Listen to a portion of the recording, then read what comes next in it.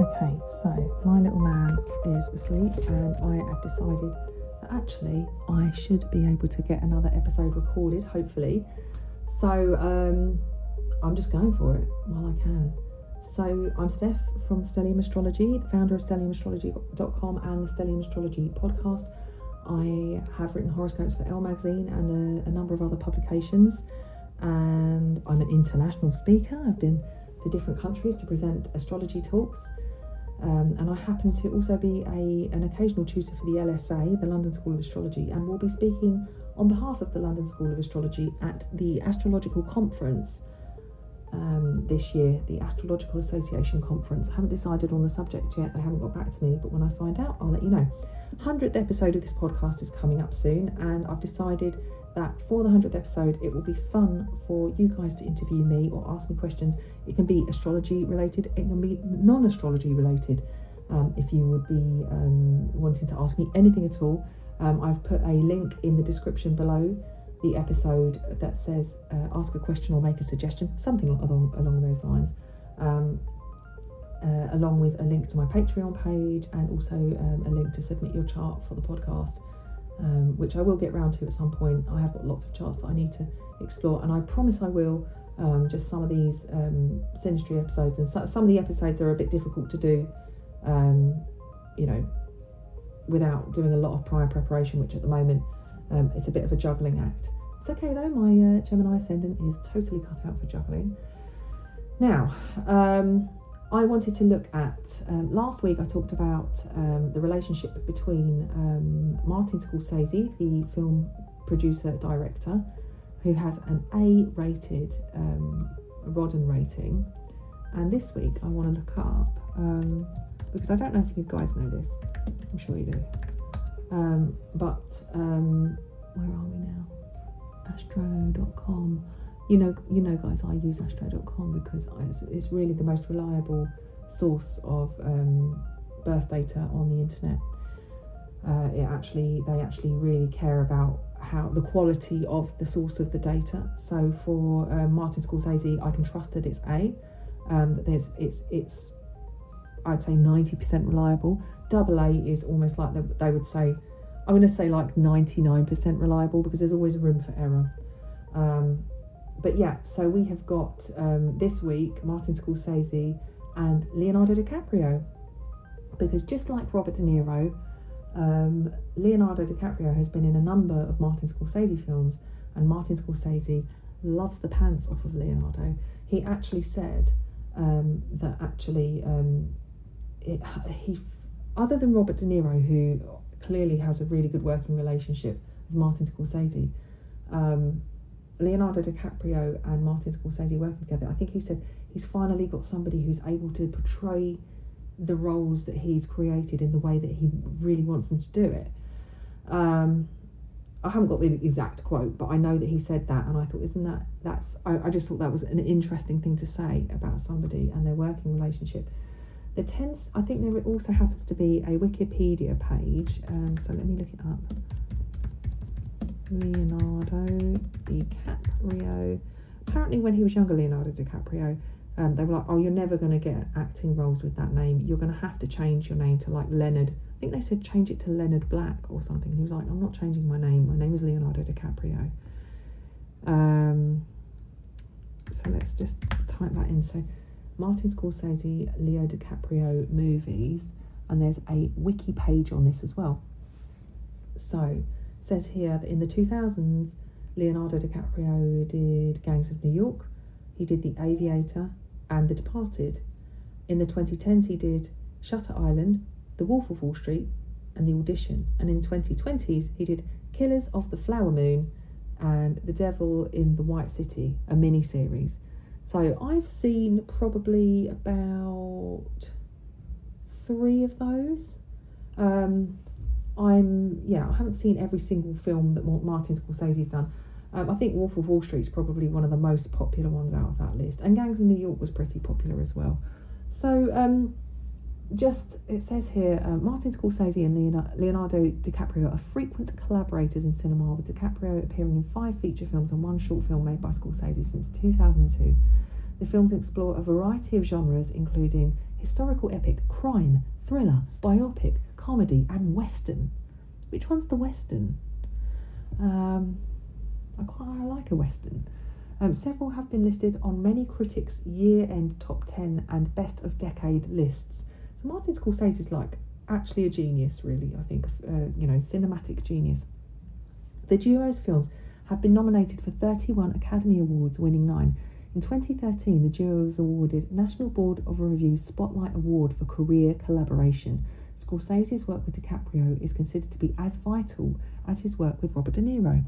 So it's funny because I was actually sitting there thinking, I know that Scorsese loves DiCaprio, and I was originally going to talk about their working relationship, but as I was watching Goodfellas, I suddenly thought, well, I've got to look up, Robert De Niro, because obviously they've been in loads of films together, and it's interesting the comparison that's been drawn in order, as far as working relationships are concerned. So Scorsese tends to be more of a collaborator when it comes to creating films. So let's just have a quick look. So last week we explored Martin Scorsese's chart. So he has got, let me bring that over here so that it's in the right place so I don't get confused. So just to remind you, Scorsese has got Sun and Venus at 24 Scorpio, Mercury at 16 and Mars at 10 Scorpio. He's got Jupiter at 25 Cancer, Moon at 17 Pisces, so that makes a grand trine in his chart. And he also has Leo rising at 26 degrees, and then he's got Saturn and Uranus retrograde in Gemini, and also he's got Neptune in Libra and Pluto in Leo as well. He's got a lot of nice trines going on, but he's also got this Mars and Mercury square Pluto, and his Sun and Venus are opposite Uranus in Gemini as well. So as an outer sign opposition, because he's got the Sun and Venus in Scorpio, and then he's got Uranus at early Gemini. So it's like an out of sign opposition, which is interesting. A little less. There's a sense of a little bit of a discord when there's two planets in opposition, but they're out of sign for whatever reason. But that would also explain why relationships are so important to him. And because, Uranus is an outer planet, a transpersonal planet, it makes Scorsese an outer planet person, as does the Mars and Mercury square Pluto. And if you don't know what an outer planet person is, it's anybody who's got outer planets aspecting their personal planets, or having a prominent place, like having the outer planets hovering around the ascendant, for example. It makes that person a kind of, I was going to use the word scapegoat. It can be scapegoat, but somebody who becomes an ambassador for that role in society in some way. So having an opposition which involves outer planets on one side and personal planets on the other side kind of lends to his ability to plug into, I would say, Uranus and Saturn in Gemini in the 10th house kind of talks about counterculture. So this is where Scorsese likes to tell stories that are different. He loves to get into crime. He loves to get into alternative lifestyles, and talking about the family, crime families, that type of thing. So Leonardo DiCaprio, with his AA rating, which is even more reliable, happens to have, now the age difference, I can't tell you the age because I'm not that good at maths in my head, but Scorsese was born on the 17th of November 1942. Leonardo DiCaprio was born on the 11th of November 1974. So there's a big age gap between those two. 42, 52, 62, 72, 32 years.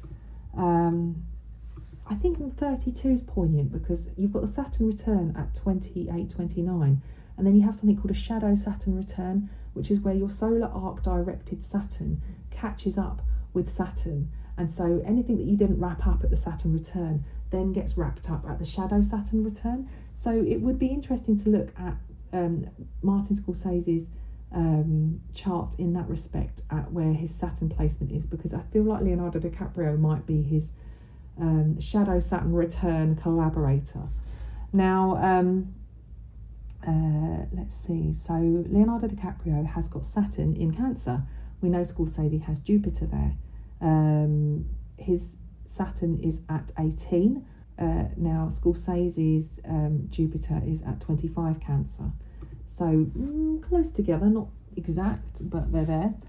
Now Leonardo DiCaprio has got, that's just the highest planet in his chart in the 10th house as well, by the way. So this is a Saturn sitting up in the 10th, where it's kind of comfortable being an authority. And for as long as I can remember, Leonardo DiCaprio has been around. He was a child star that has successfully graduated into adult stardom without going. I mean, he may have gone into a spiral of drugs and drink and debauchery, which I'm pretty sure he does, because I know he was hanging out with Kate Moss and she went out with Pete Doherty, and there's all sorts of stories, I'm sure, that have gone on with all of that. However, he is mostly seen as a respectable and reputable actor who seems to be growing into a variety of roles as he gets older. The roles just keep coming for him. He's got he's got Libra rising. I'm sorry, I can't articulate myself. He's got Pluto in Libra rising. He's got Moon in Libra. And he also has Uranus and Mercury in Libra as well. So he's got Stellium in Libra, including his rising sign. So that's interesting, and adds to that attractiveness that he seems to embody, and that charm. He also has, now get this, he's got Sun and Venus in conjunction in Scorpio, and Mars in Scorpio too. Who else has that?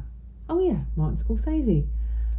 So yeah, this is where I think we can see that the relationship really takes on a kind of life of its own, actually, because it's nice when you meet somebody who you've got a moon conjunction with. So it's interesting that Robert De Niro kind of took on that lunar conjunction with Martin Scorsese, and they both had that relationship where I'm sure they would have felt at home with each other, and they tell a lot of stories about crime family and that kind of thing. But then you've got Leonardo DiCaprio and his son, so his son's at 18, so his son is actually on Martin Scorsese's Mercury, and his Venus is at 19, so it's very close to his son.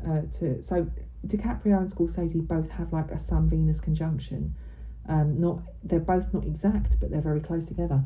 But his sun highlights Scorsese's Mercury, which means it will be square his Pluto as well. So it has the ability to tell those stories and be gritty, but turn them into a much more glamorous or attractive, or portray them in a more glamorous and attractive way. I'm immediately thinking of The Wolf of Wall Street and the kind of things that happened there. It was kind of the, let's have a look. Little man is awake. So Ewan's just woken up and he's staring at the astrology chart on the screen, very intrigued by what he can see. Now, Leonardo DiCaprio, so I was thinking about The Wolf of Wall Street, actually, and I was thinking about all the kind of things that went on in that film, which are not okay, a lot of them, but there's a kind of, Scorsese has this ability to really glamorise crime, and you can kind of watch and go, I want to do that, I want to try that looks fun, but you can easily disassociate with the more negative aspects, and obviously the consequences as well.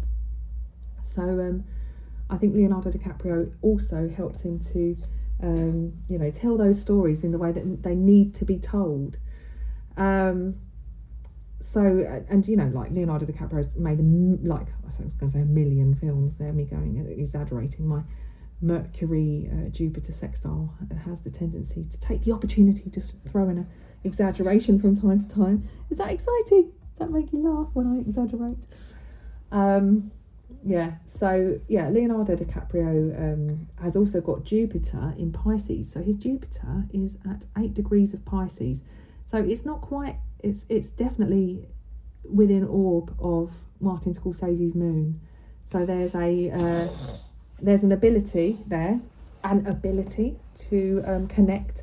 It's almost like Scorsese could see the future and kind of continued validity in cinema through DiCaprio, as well as finding somebody who can really take on the I want to say like the physical aspect, but like the ability to kind of embody the figures that he dreams up to tell his stories.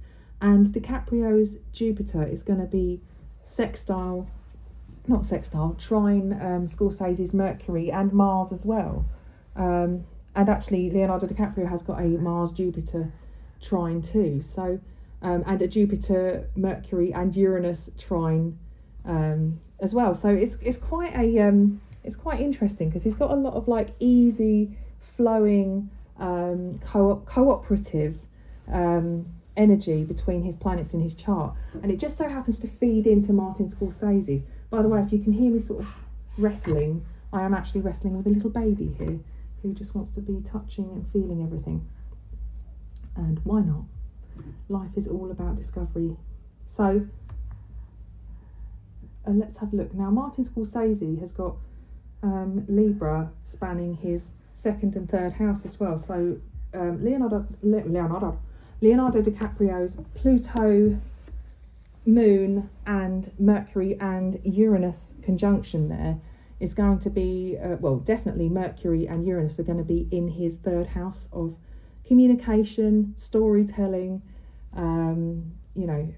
writing, speaking. There's a sense of friendship in that house as well, but it feels like he's there to be able to really take on the story and to relate it or to relay it to again, Leonardo DiCaprio is like an outer planet person. He's got Mercury in conjunction with Uranus, he's got Moon in conjunction with Pluto, and he's got Uranus and Pluto in his first house. He's also got Neptune sextile Pluto feeding into his ascendant. So it's interesting. Also, Leonardo DiCaprio has got 3 Cancer on the midheaven as well. So let's have a quick look at Scorsese's chart. Where's he's got Cancer. So nothing that picks up on the 3rd degree of Cancer. But I think that when you've got planets in water houses, in water signs, and points or angles in water signs, it doesn't matter if or in any sign, if they're in say it was earth signs or air signs as well, if you've got a planet in each of those signs, but sometimes they're not even exactly trine, they're still going to have, they're still going to have a relationship with each other, aren't they? They're still going to be able to communicate with each other in a way that is cooperative. So even though, so Leonardo DiCaprio's midheaven happens to fall in Cancer, that's quite a nice, it fits in with Scorsese's big grand trine of planets in all of the water signs. And also, so where's Scorsese's Jupiter? So it's really wide, but Leonardo DiCaprio also, because he's got his Jupiter in Pisces at about 8 degrees, it's in, they've got that Jupiter connection as well. So they've got the Scorpio stellium, the Jupiter connection. I know. Because they've got Jupiter in water signs. And, DiCaprio's got Saturn in Cancer as well. So he's got like 3, so all of the water signs are populated with planets. So, I thought that was interesting. The fact that Robert De Niro collaborated with Martin Scorsese, and they have a moon conjunction among other aspects which create a synastry, a strong synastry between them. And then Scorsese's then gone on to collaborate with Leonardo DiCaprio on multiple films. And what was it that the Wikipedia page said?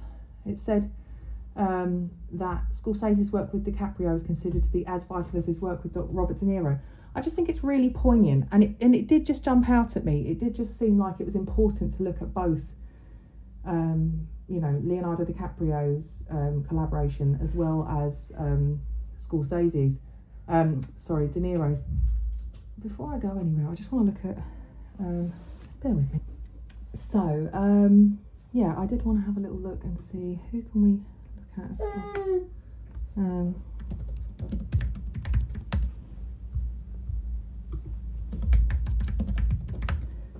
Now, another way to look at synastry is to have a little look at, here we are. Oh, we've got somebody with a C here. We've got Kate Winslet. But I thought I'd just have a quick look at Kate Winslet, just purely because she was in Titanic with Leonardo DiCaprio.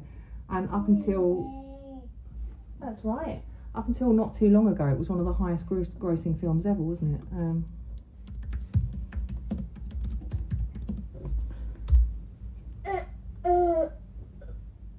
Yes, so I don't know when this article was written. Oh yeah, 24th of February 2022. Of the 50 highest grossing movies of all time, the top was Avatar, a James Cameron film, then Avengers Endgame, obviously Marvel Cinematic Universe, and following that Titanic, which was another James Cameron film. So to think that it was one of the top 3 highest grossing films, it would be worth looking at Kate Winslet. And actually, if we look at Kate Winslet, she has got a stellium in Libra. She's got Sun, Pluto, Moon and Mercury in Libra. And actually her midheaven is at 29 degrees Libra. If her birth time is to be trusted, which it is a C rating, so we can't be 100% sure. It says here she's got 25 degrees Sagittarius rising as well. And she has Mars setting in Gemini on the descendant. Her Mars is at 26 degrees.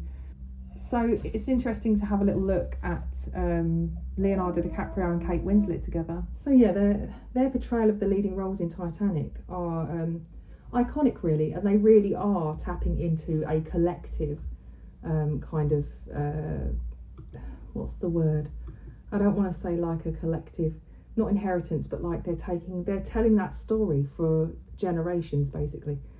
I'm curious to see if there's some kind of connection with the actual Titanic. No, it doesn't say it there, but Titanic birth chart. So you can look at the relationship of anything. Okay, the Titanic sinking, historic. I believe there was an eclipse which occurred just before the Titanic sunk, I believe. Yes, I'm just having a look at that now. Now the Titanic sunk on the 15th of April 1912 at 2:38 in the morning. Obviously no country, Titanic location. So literally that's what the chart has been cast for.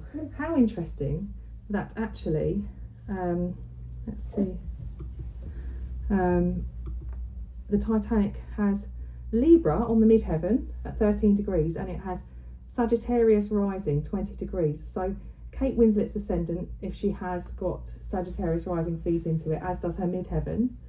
And the Titanic has Sun and Mercury and North Node and Venus and the IC all in Aries, all on the bottom of the chart. Now, oh wow, there's a Mars-Pluto conjunction, slightly wide as well, and the moon fed into it that day. So the moon in Pisces, oh gosh, actually squaring Mars-Pluto as well. I'm going to have to include this chart because it's very interesting. And there's a quincunx between Mars and Uranus, which is like the on-off light switch, often to be seen with sudden, can be accidents, particularly with Mars-Uranus. There have been a number of times when something's happened at home. I remember at my mum and dad's, they had this like thing fitted in their kitchen, which is like a pull-out cabinet, a pull-out larder. And I pulled it out to get something, turned around, went to one corner of the kitchen to do something else. And as I turned back, the whole thing fell out. And if I'd have been standing in a different part of the kitchen, it would have hit me really hard and possibly crushed me. And when I looked at that astrology of the moment, there was a quincunx. I can't remember between what, but it usually shows a moment of something just happening. It can be. But anyway, so if we think about the fact that the midheaven of the Titanic has is 13 degrees of Libra, let's have a look at Leonardo DiCaprio's Libra moon at 15:44. So his moon's on the midheaven of the Titanic, as well as he's got, remember, Libra rising, Pluto in Libra, moon in Libra, and that Mercury Uranus as well. And then Kate Winslet has her sun is at 11, her moon is at 17, her Mercury is at 19, and her Pluto egg. Her Pluto is at 9 of Libra, and her midheaven is at 29. So they have planets opposing the planets, the stellium, the Aries stellium of the sinking of the Titanic, and all hovering around the midheaven, meaning that they are there to... Thank you.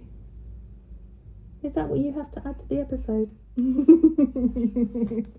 Is that what you have to add to the episode you're talking to? You're going to bite me? You're going to bite me? Oh no. Ah, you little monster. Yeah, so they're there to play the to be the public face, or the modern face of the story of the Titanic, and to bring it to audiences.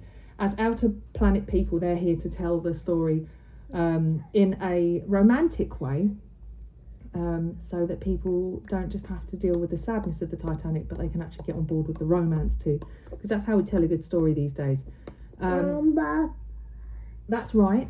Kate Winslet also has Jupiter in Aries. Yeah. What does Leo have? Leo has got nothing in Aries apart from his descendant. Anyway, that's interesting, don't you think? Another story about synastry for you guys to sink your teeth into. And yeah, I don't know if anyone's not seen the Titanic. I went through a phase where I was obsessed with it. I watched it so many times. I was having at the time Neptune. My solar arc directed Neptune was square my natal Neptune. And what else was happening? Something else was happening in my chart. And it was all aligning with... Was it aligning with my Mars? I can't remember what happened. But I just had to get on with like the romance and the sadness, the tragedy of the Titanic. Anyway, I've got a bit of a fidget bum here, and I'm going to go and give him loads of cuddles, and we're going to eat some lunch, aren't we? We're going to have some lunch. So I'll let you guys go. Like I said, check the links in the description so you can submit your chart. You can also submit a question for the 100th episode, and we can, I can just go have some lunch now so that I can stop being a spaced out crazy person, and Ewan can have some food in his belly because he's hungry. Thank you guys for tuning in, and I'll speak to you next week. Take care. Bye now. Say bye, Ewan. You're going to say goodbye? No, he's not a performing monkey. Take care, guys. Bye now.